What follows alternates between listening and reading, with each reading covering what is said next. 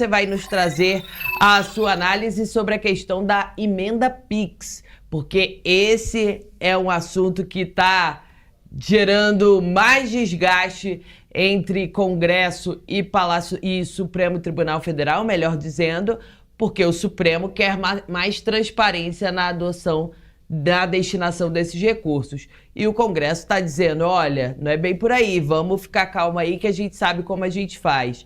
Como é que é a sua avaliação sobre essa nova temporada da briga entre dois poderes? Bom dia mais uma vez. Bom dia, Yasmin, bom dia, Jesus, bom dia quem nos acompanha. Veja, você disse uma frase interessante, isto desagrada parlamentares, não é? Se nós examinarmos a Constituição Federal, Yasmin, um dos princípios mais caros, mais relevantes, um dos pilares sobre os quais se assenta a nossa Constituição é o princípio da impessoalidade. O que significa isso? Significa que a maneira de gerir a coisa pública, ela não deve agradar A, B ou C, ela deve ser impessoal. Não é? Não é uma questão de agrado a A, B ou C. Não é? Pouco importam as pessoas, o que importa é a prevalência do interesse público. Quando o Procurador-Geral da República ingressa com uma ação direta de inconstitucionalidade, questionando estas emendas PIX que foram criadas em 2019, afirmando que existem aí violações a uma série de princípios constitucionais, como o da separação dos poderes, o princípio democrático e da soberania popular, os objetivos do Estado de garantir o desenvolvimento nacional e de redução das desigualdades sociais e regionais, o direito de acesso à informação, né? Além do princípio da impessoalidade, da moralidade, da publicidade, da eficiência, fere também a competência fiscalizatória do Tribunal de Contas da União relativamente à aplicação dos recursos repassados pela União, assim como o dever estatal de disponibilizar informações e dados contábeis, orçamentários e fiscais em meio eletrônico de amplo acesso público, porque está se pedindo que se cumpra, que se respeite a rastreabilidade desses recursos. Ou seja, o que o PGR está dizendo? As emendas PIX ferem a Constituição. Não é uma questão de agrado a A, B ou C, estou feliz com esse sistema, não.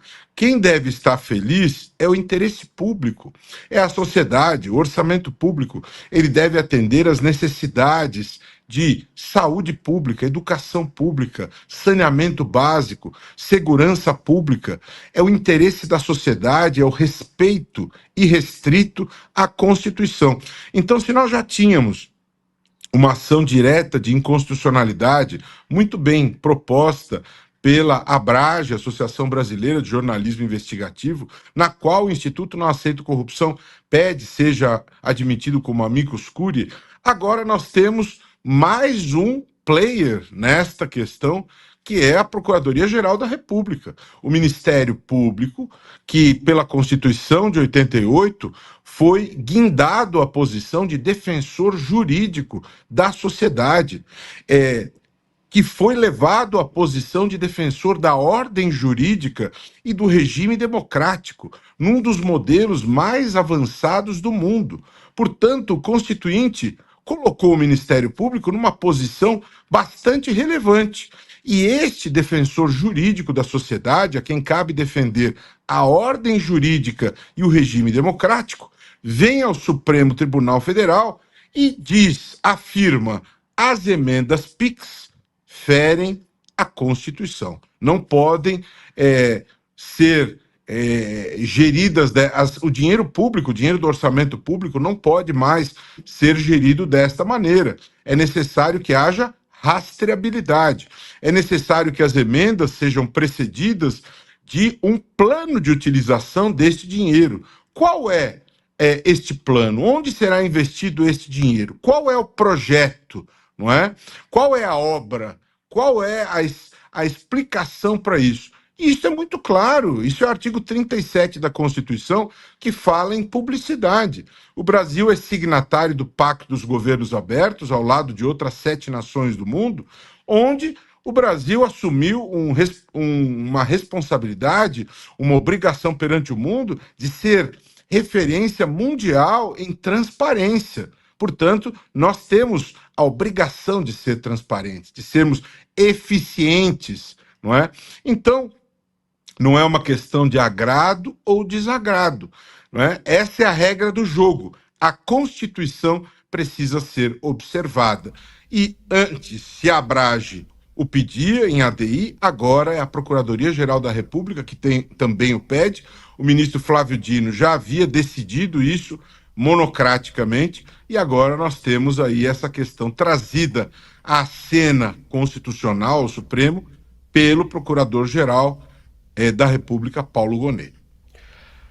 Roberto Liviano Jesus aqui, muito bom dia, obrigado pela participação mais uma vez aqui no Brasil Agora. A gente teve uma decisão do TCU, Tribunal de Contas da União, no sentido de que aquele relógio que o presidente Lula ganhou em 2005, relógio da marca Cartier, avaliado em R$60 mil, ele não tem problema, o presidente Lula pode ficar com ele, enfim, acho que no entendimento do TCU você vai explicar melhor isso pra gente, tem um caráter pessoal ali nesse presente que ele ganhou, e isso foi usado como um fundamento ali, como uma fundamentação de uma petição apresentada pela defesa de Jair Bolsonaro ao Supremo Tribunal Federal pedindo o arquivamento do caso das joias. Lembrando que a Polícia Federal indiciou Jair Bolsonaro e outros supostos envolvidos por, no caso, o Bolsonaro peculato, associação criminosa, lavagem de dinheiro, todo aquele episódio que a gente relatou aqui, a exaustão no Brasil Agora, no Poder Expresso, enfim, todo o SBT, né, da tentativa de venda de joias lá nos Estados Unidos. Enfim, eu queria a sua avaliação, Liviano, sobre, primeiro, a decisão do TCU dizendo que Lula pode ficar com o relógio. Então, isso é um ponto. Segundo, a fundamentação, a justificativa para Jair Bolsonaro, né, usando isso como justificativa para que o caso dele seja arquivado. Jesus, esse tema vem sendo debatido amplamente no país já nas últimas semanas, nos últimos tempos, e aí houve um último lance com o caso do Cartier do presidente Lula, relógio este que foi recebido por ele em 2005, né, no seu primeiro mandato presidencial, um relógio, como você bem disse, hoje avaliado em cerca de R$60 mil. Como Bolsonaro está sendo investigado por conta das joias recebidas de mandatários do Oriente Médio, joias estas que valem dezenas de milhões de reais, e estas joias não foram registradas, não foram declaradas ao patrimônio público brasileiro, ele está sendo investigado por peculato, desvio, né? por crime de peculato, por peculato apropriação, na verdade. Então, como fica esta situação? O Tribunal de Contas da União foi chamado a se posicionar a respeito disso. Desde 1991 se constroem regras a respeito disso, né? Existem uma série de pontos colocados sobre isso, existe um código de ética na presidência da República, estas questões vêm se consolidando ao longo do tempo, e desde 2016 tem havido uma tendência no Tribunal de Contas da União no sentido de consagrar a ideia da razoabilidade, ou seja, presentes recebidos por mandatários no exercício da função, representando o mandato em nome do país, eles não podem ser incorporados pelo mandatário se são presentes valiosos, se são presentes de valor excessivo. Isso não é razoável, não é plausível, não é de bom senso. Em nome do princípio da razoabilidade, não podem ser incorporados. O que pode ser incorporado? Presentes personalíssimos destinados a ele, que não sejam de valor exagerado.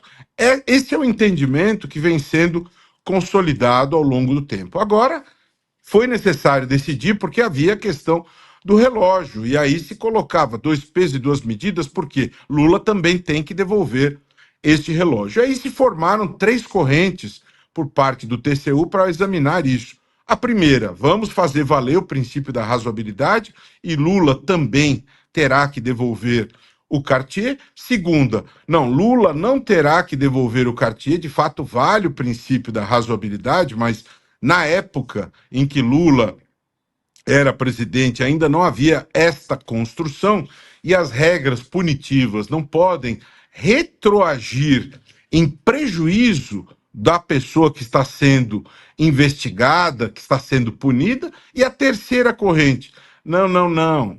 Vamos estabelecer um liberou geral, porque, na verdade, não existem regras claras estabelecendo qual é o limite desses bens personalíssimos. Não existe uma regra explicando qual é o limite, 10 mil, 20 mil, 50 mil, 1 milhão, não há regras claras. E foi esta regra que acabou prevalecendo, portanto o TCU disse que Lula não está obrigado a devolver o relógio, né? Lula, na sequência, veio a público dizer que se é para termos um precedente que beneficia Bolsonaro, ele devolverá o relógio. De fato, Bolsonaro já está se movimentando para usar esse precedente em seu benefício.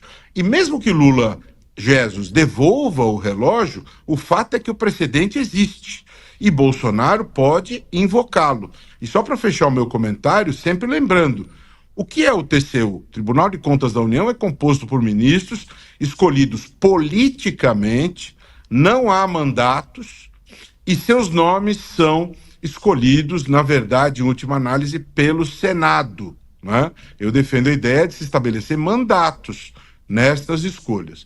Mas é isso que o TCU, ao final de contas, decidiu. O mesmo TCU que permite hoje a Câmara de Mediação estabelecida pelo presidente Bruno Dantas, em que é possível haver negociações entre fiscal e fiscalizado, a meu ver, um verdadeiro absurdo.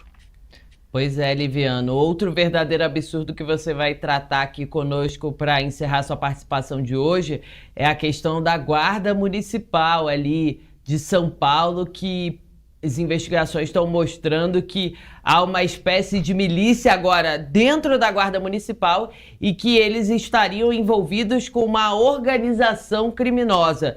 Isso também é um grande absurdo, né?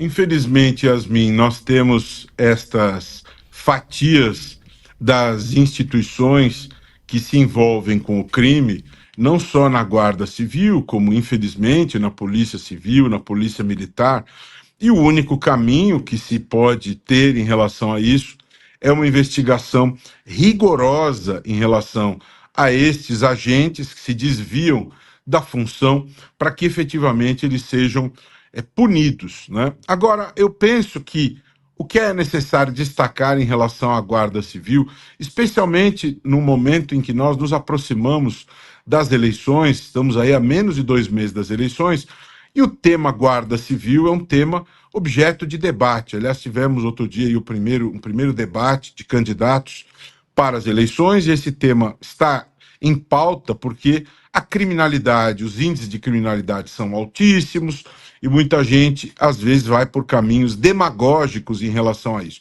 Qual é o papel da Guarda Civil nos termos do nosso ordenamento jurídico? Quem enfrenta a criminalidade nas ruas, quem reprime o crime, é a Polícia Militar. A Polícia Civil investiga os crimes.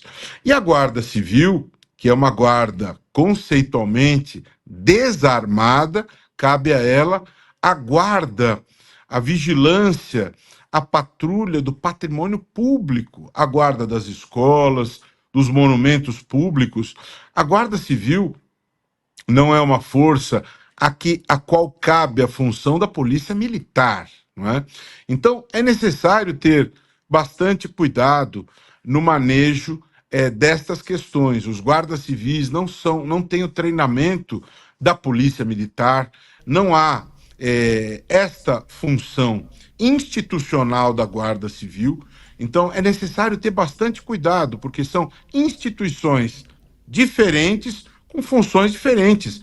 Se é necessário reforçar o efetivo para o enfrentamento do crime, Jesus, Yasmin, quem nos acompanha, é caso de você ter um efetivo maior da Polícia Militar, que a instituição tenha mais gente para estas funções, que as funções de inteligência sejam reforçadas e não uma distorção do papel da Guarda Civil. Isso é uma total inadequação. A Guarda Civil tem um papel, a Polícia Civil tem outro papel e a Polícia Militar um papel distinto. Que elas tenham troca de informações, que elas trabalham de maneira interligada, é absolutamente correto. Agora, que haja uma distorção do papel da Guarda Civil, eu penso ser totalmente inadequado. Agora, esses desvios que foram constatados nesse total desvio de função, Guarda Civil se transformando em milícia, Guarda Civil bandida, praticando atos criminosos, isso é absolutamente inaceitável. Qualquer agente público, juiz de direito, membro do Ministério Público, fiscal, Guarda Civil, policial militar, policial civil, qualquer que seja o agente que se desvia, é necessário que a Corregedoria entre em ação, puna e preserve a respectiva instituição. Não há outro caminho possível. É isso que a sociedade espera, é isso que o Estado democrático de direito precisa. Agora, que as instituições preservem a sua essência, que não haja esse desvio, essa desnaturação que não é saudável.